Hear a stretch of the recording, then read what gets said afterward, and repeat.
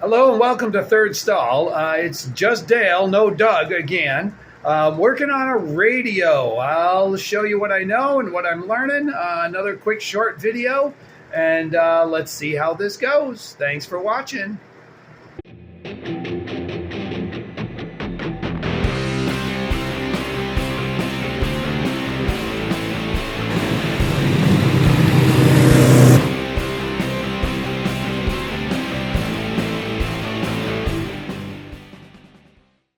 All right, so you're hopping in midway through a process. Basically, I have an old Sapphire 2, which has 3 FM and 2 AM, that were in mid-60s Beetles.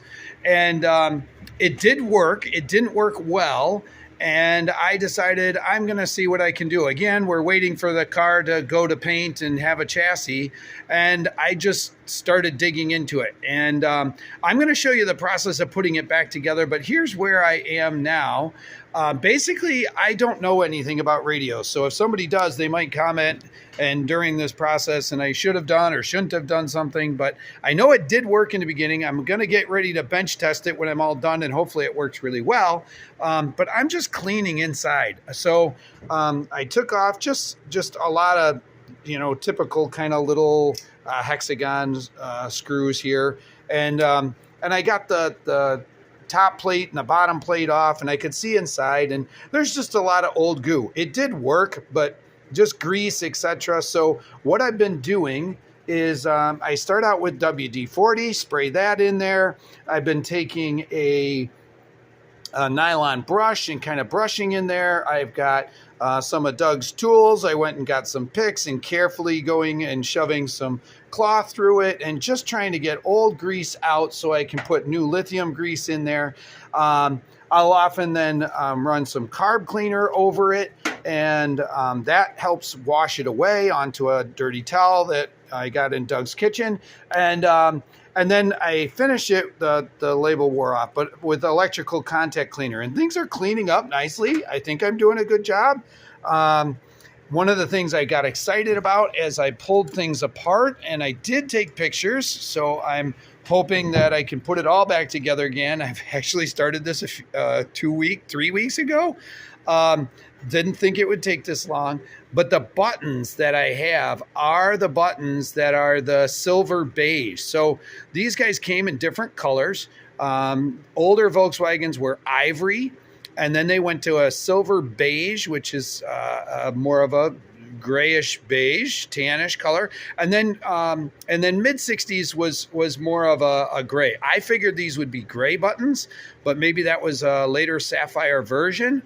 But these are the same color of the knobs that I'm going to be using. They were, I should have taken a picture. Sorry, folks, but they were really grimy, dirty, and all I'm doing is, you won't have the satisfaction of a picture in the before and after, but WD-40 to get all that sort of dirt and grime off of it. It really has been working well. There is some discoloration from the exposed to the inside. That's going to be behind the faceplate, but I'm just cleaning things. I am not repairing it. I am not restoring it. I'm just trying to clean it. My big decision, we'll see what I choose, is this is the back of the background for the various stations. And it is scratched and stuff. I think I might paint that. That feels a little dangerous to me, but go big or go home. It did have a white needle, and some of that wore off. So I'm going to put some white paint on there. And I did clean this up. Now, a lot of this, that metal isn't going to be seen at all, but I just took metal polishing. Here it is. I've got this metal polishing and that stuff, white diamond, and that worked out really well. The thing that I want to do, and I'll do this, get a little video of that, is I want to clean this screen, but I don't want the writings on the inside. I don't want to ruin that. So I've heard baking soda on this clear plastic won't scratch it, but might clean it up a little. So I'm going to try that. I hope I don't screw this up. And then here's the plates. You can see this was from 64. So, radios were an option. optional things. So totally would fit for a 64. Hendrix a 66. So it's in the same vintage.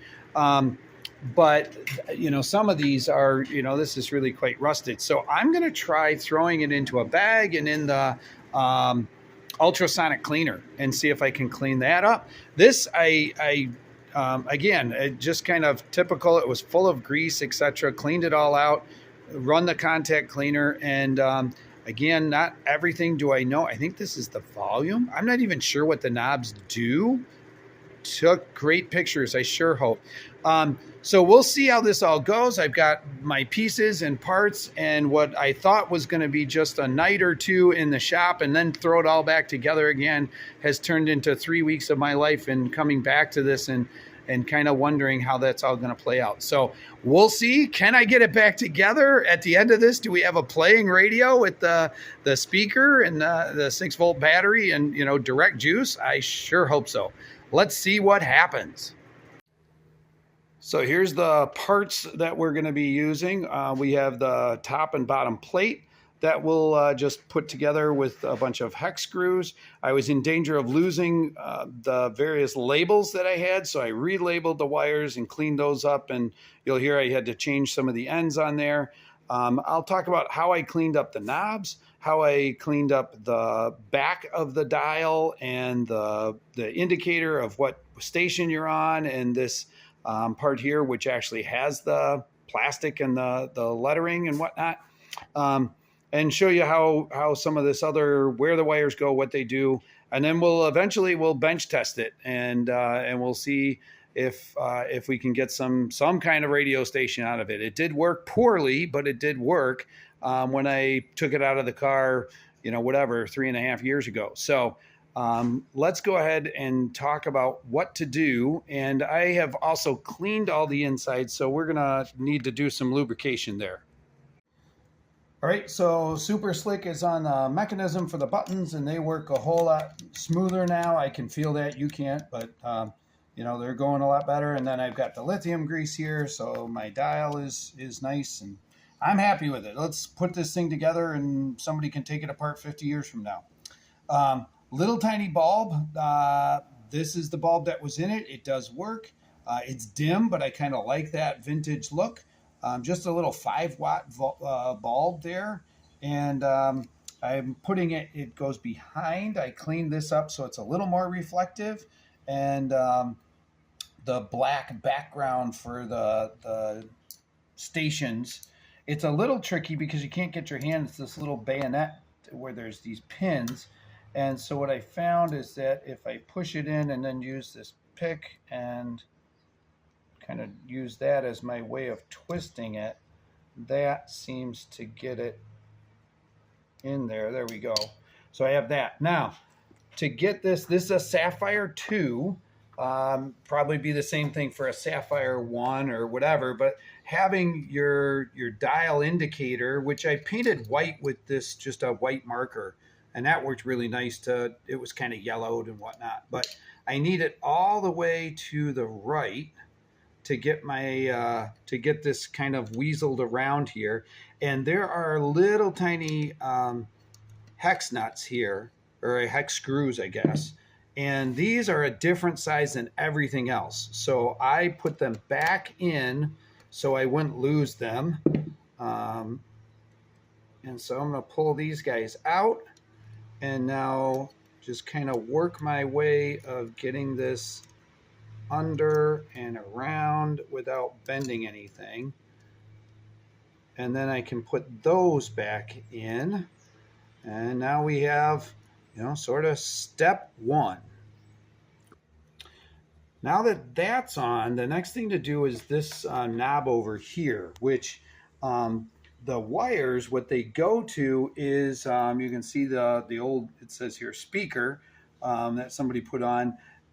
If you have back speakers, this is where it'll go, and this is evidently what makes them fade front to back.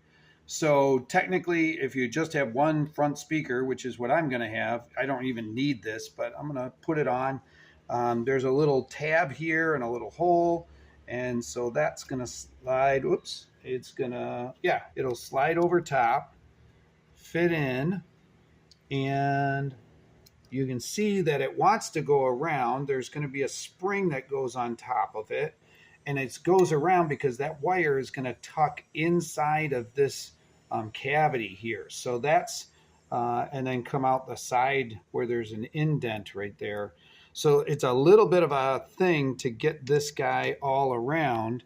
There are some pins located here and here, and those pins go into little holes. So they help to locate this whole front plate. And that's going to be a bit of a thing to get everybody where I want it to be. And then I'm going to end up with this electronic thing, I don't know what it is, going on here. And that's going to have to come through. That'll be its own separate piece. But for right now, what I'm going to do is I'm going to work at tucking this inside and then locking this whole thing down with the hex nuts or hex screws that are kind of the same size for everything. So I'm going to work at that, and you don't need to watch that part. All right, so in getting this round guy, don't know what it is on, a few things about it. There's a plastic washer, if you will, a plastic part that was originally on it. So I've got to get that on there. These pins are going to go to these wires. I did take pictures beforehand, so I know that with this guy pointed up, that the black or the green one goes on the bottom. So, pictures are really helpful as you do things. And unfortunately, they have a screw head that is different than anything I'd seen before. So I talked to Doug, and he actually did have the correct bit for it. And he said that this is something that's quite common in old campers. And if you've watched some old videos, he's had a 60, I think, Mallard duckling camper for a long time, and did a bunch of work on it and stuff. So this is the cap. It's Pick Quick, looks like. So anyway, a bunch of different sizes of these. So I'm really thankful that he had that, because if you can't get this off, then because of the wiring and stuff, you can't get that whole front plate off. So in a Sapphire 2 anyway, you'll need to be able to take this off. The other thing is, if we go inside, I had screwed on that front plate, and again, wires, there's a little hole, a cavity here, and this is the wire for the light, and it was trapped. So I wasn't able to have this plate that I'm going to be using free floating. And so again, it's tight spaces, but there's a spot for this wire, and now I have that. So I'm going to go ahead. I have up, and now I'm going to put this in, and I want those pins on the top and the bottom of this little metal part. And then I can take this and just start it by, this is that screw, and I'm going to put it through and just start to thread it by hand. And maybe you can see it starting to come through, and it's not tight, so I can just get this guy with that old style thread, and now I can start to turn it in. Oh yeah, it's coming in. So, all right, so that one's on. Now I'll do the bottom one, which is coming in to this hole right here. And we'll get that guy on. And once I have that threaded in, I can tighten them both and secure it to the front plate. There we go. Kind of do one a little and then the other. I don't want to bend anything. I'm not sure if that's really a risk, but it's what I like to do if there's multiple screws. A few here, a few here. All right, all tight. So now I need to get in there with these pins and put the wires on them. So needle nose pliers here, and it's just a pin connection. I'd clean those up a little bit just in case. And that one's on there tight. And then we'll do this one on the top based on my picture. take pictures. And I thought, when I first started taking this apart, I really did think I was going to be getting back to this the next day, and it all seemed so obvious. But no, I did not. So this is weeks later because life. And so knowing which way is up and knowing I had a picture where we had that spring. So where does the spring go? Which way does it go? Everything is nice and secure now. This front is right against the radio plate. You can see there's a little indent for the rear speakers, this fader, and everything's fitting really good. So I'm super stoked about that. Looks good, painted, cleaned, greased, all of that. Now what we're going to do is we're going to just put on the top and bottom plates. So only one way you can do it. So this is not the right one. Here's the top plate, and as I do this, it's just a few of these little tiny hex screws. I did when I was working on it, I didn't know how much I wanted to take apart. And so I started to think about, do I take these guys off? But really, I don't know. I'm not trying to restore the electronics. So I left all of that and just kind of did the contact cleaner all through it. I just wanted to get this working better and have it cleaner. So this is just going to be putting on these screws. You've got 2 in the back and 2 on the top. And I'm going to do this front and back. And again, you don't need to watch this part.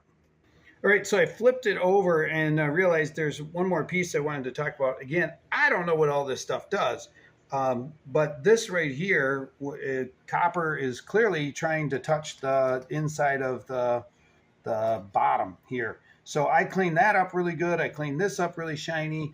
And when I notice something like that and it's easy to do, it makes sense to me to just put a little bit of dielectric grease on there, and that'll keep it clean.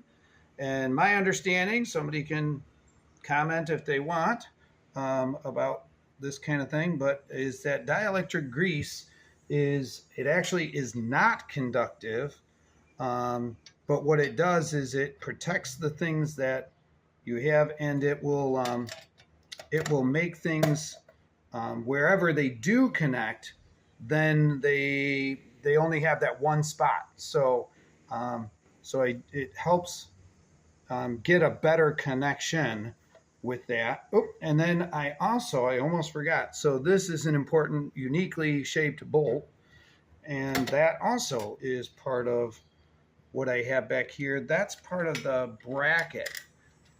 So if we look in the bottom, it's a flat nut, and then when it's pulled tight, it can't spin because of the 2 side pieces. So I want that guy on there too. So maybe while I have access to it, I'm going to go ahead and put this on. And unfortunately, mine's a little munged up. It does go on this one of the ways better than the other. And there we go. Now I can thread it on, but that'll, when we put it in the car, that's what the bracket goes to. And I know that that's part of how it grounds out. So just a thin coat of that grease, and then put this on the right way. And this, all of the case was really, it was kind of rusted and whatnot. I did parts cleaner, and we'll do a whole separate thing on the parts cleaner. But I did the parts cleaner and got rid of the surface rust, and then shined it up. And again, I'm not looking, it's not chrome piece. It's going inside the front trunk, the frunk. And, but still, I'd like it to at least have a little bit of a shine to it. So I'm feeling good about this. I think our next step is to take some of this stuff outside and hook it up and see if we can bench test it. It's going to be great. Okay, so outside, that'll give us better reception, and now we test things out. So what I have is I've just taped to the negative here. I've got it going to the ground. It grounds out through the casing. And I have a positive taped to this guy where I can attach it to the various things. So I think the way it works, there's 2 blacks that come off of the side of the Sapphire 2, the longer one, but that doesn't help somebody if it's been cut. But this one was labeled light. So We're going to plug this in, and we should, in theory, have a nice complete circuit with that little light bulb. And the light bulb would come on when I turn on. So let's go ahead and take a look. Deep, of course, we're outside, so it'll be a little tricky. But when I turn it on, I don't know how well you can see it, but there is a light on inside there. I can see the light. I can see the light. It's, 5 watts. So pretty dim, old school look. But there's a light on that's in there. So love it. Yay. Okay, so now I'm going to take that. When we wire it up, these will be wired to wherever they're supposed to go, not an electricity master, but so that you can have the light on and power to the radio and all that. But so now I've got power to the radio guts itself, and now I need to have it go to a speaker. So this side one goes to the front speaker, and that's all I plan to have is this little front one that's up by the steering wheel. And so I'm going to put a ground. It's not the right size. I need a smaller one, but it'll suffice for now. And that should ground it back.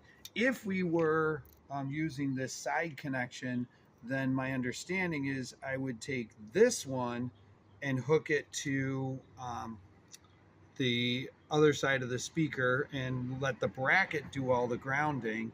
And then I would hook this guy to wires that would go to rear speakers, and that would allow the knob, the secondary knob on the right hand side here would be a fader from front to back. But I don't need to do that. That's a Sapphire 2 thing, evidently. This, you can do rear speakers, and it has FM. Sapphire 1s just had AM and only set up for one speaker. So anyway, at this point, we have power. We're hooked to the speaker. And so now we turn it on, and and I did plug in an antenna. So there's an antenna. That's going to make a big difference. And we'll turn it on.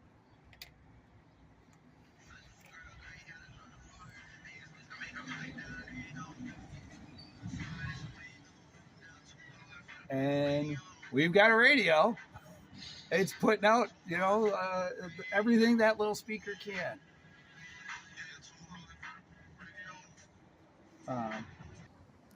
Well, thanks for watching. I'm super stoked. I feel like I've got myself not restored, a better radio, cleaner. Proud to put it on into Hendrick, and it actually does have a little bit of a light, and it does have at least some stations all running off a little speaker.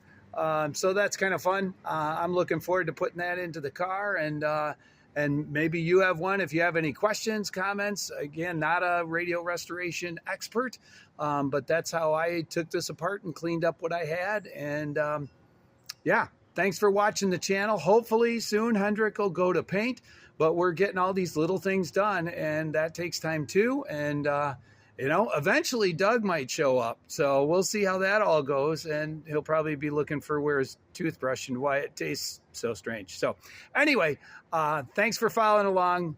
Have a great day. Make it a great day for somebody else.